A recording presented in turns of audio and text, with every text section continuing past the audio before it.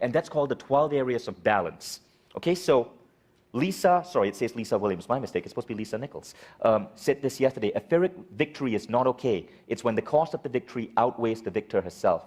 What she was talking about is how many entrepreneurs may be making great money, may have great companies, but they suck as parents, or they suck as lovers, or they are completely blowing it with their friends. This is a guy, John Butcher, he's 48 years old, who's an entrepreneur who I believe is setting a new example. I had the pleasure of meeting John a couple of months back. John runs a company called Precious Moments. They make little figurative dolls. They're sold in Hallmark stores. Precious Moments does several $1 billion in sales annually. John is 48 years old, but he doesn't look 48.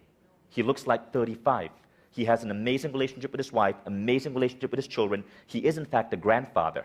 He has a six-pack abs. And John is the most well-balanced man I've ever come across. John started a concept called life booking. He would basically take a book, and in that book, he would divide his life into 12 areas, and then he would create a vision for every single area of his life. You know, some of you guys have a vision board. That's cool. But this is like having 12 vision boards for 12 different areas of your life. And as a result, John has managed to create this amazing life. He lives in one of the most beautiful houses I've ever been in. And I've been to Richard Branson's home. John's house is unbelievable. For several months every year, he takes his entire family, his kids and his grandkids, and they live in a paradise location around the world. He just spent several months living in Bali. In a couple of months, he's going to go live in Cairo. He has the most loving relationship with his wife. His businesses bring in billions, with a B, billions of dollars every year. And he's in a prime state of health. He doesn't intend to die till he's 100 at least. Now, what I want to share with you is the 12 categories that John identified.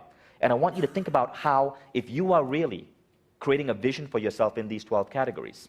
Okay, so let's recap. We've talked about flow.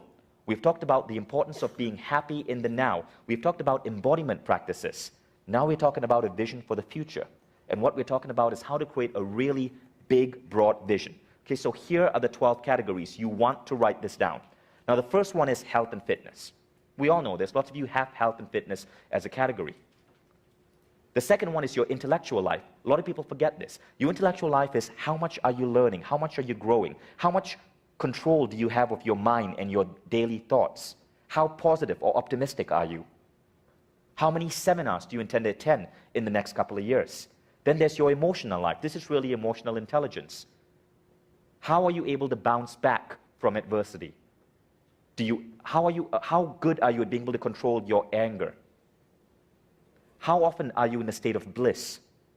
Then there's your character. What values do you want to demonstrate to the world?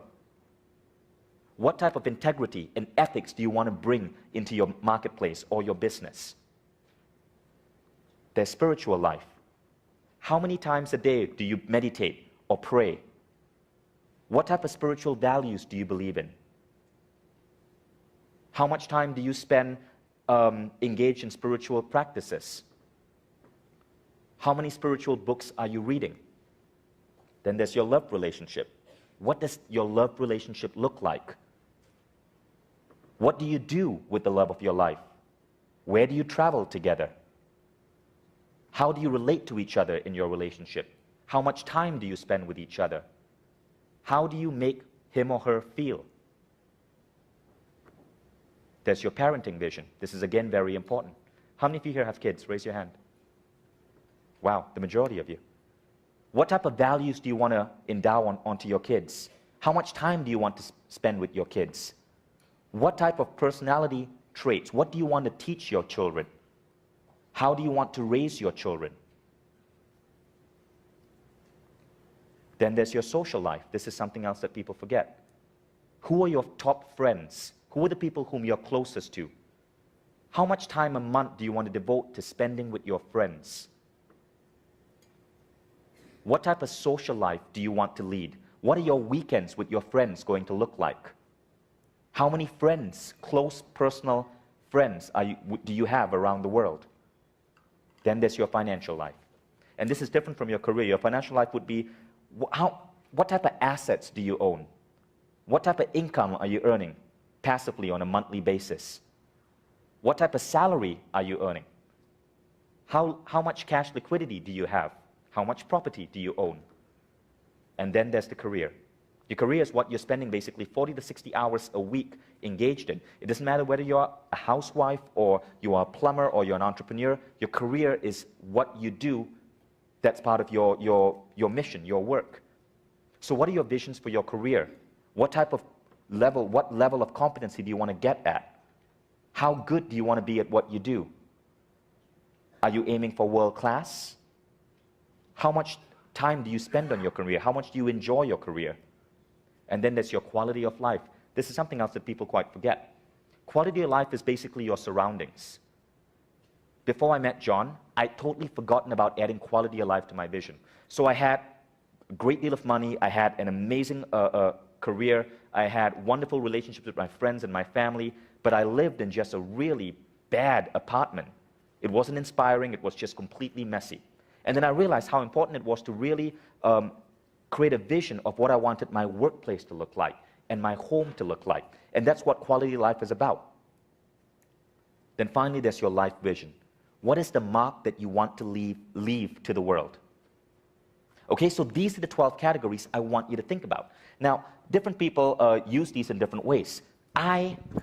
So John has life booking, right? I use a similar technique. I use a little notebook, something like this. And on this notebook, I divide it into these 12 categories. And on the right-hand page, let's say this is quality of life. On the right-hand page, I write down my vision for quality of life. So I'll write down something such as, I own a beautiful condo in the center of the city. It's 3,400 square feet. It is extremely awe-inspiring, and I love being at home. Okay, that is my vision.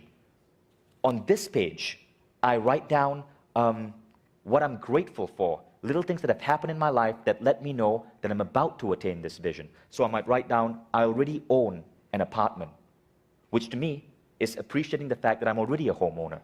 Or I have a good taste in aesthetics, which to me is appreciating the fact that I know how I'm going to decorate this home. Okay, so again, here's what you're grateful for, here's what you want. A lot of people just write down what they want, but when you start writing down what you're grateful for right now, it helps build up that reservoir of faith, and it helps what you want come to you a lot quicker. Okay, but the key again is balance, doing this in all 12 categories.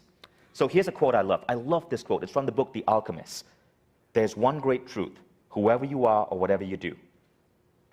When you really want something, that desire originated in the soul of the universe. It's your mission on earth. And when you want something, all the universe conspires in helping you achieve it. By Paulo Coelho, The Alchemist. Beautiful quote, and it's really true. But I found that most people I talk to, when I ask them, what's your bucket list or what's your grand vision? They don't know. It's like you have this big friend, the universe, ready to conspire with you, but you just don't ask for anything. And that's why this exercise that I just shared with you is so important. 12 categories of your life. Go batshit crazy. Come up with like 20, 30, 40 things you want in these categories. So your co-conspirator can start moving them into your path. Okay?